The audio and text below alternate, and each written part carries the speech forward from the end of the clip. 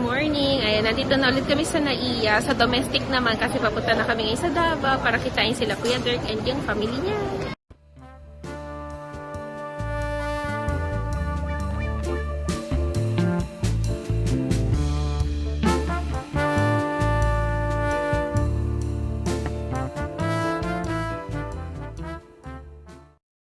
Hi, good afternoon. Ay, hinihintay na lang namin sila Ate Jana dumating kasama yung mama niya at saka yung maghihilot sa amin ni Kuma para matanggal ang mga pagod-pagod kanya. Kaya naligo na rin ako kasi bawal maligo after magpahilot.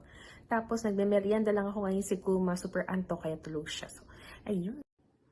Inuna ko na tong puto bongbong binili ni ate kanina. Ang sarap. Tapos ito naman next, yung bibingka at saka parang sapin-sapin ba siya or ano. Basta yung violet siya na maraming color. Ayan, kain tayo.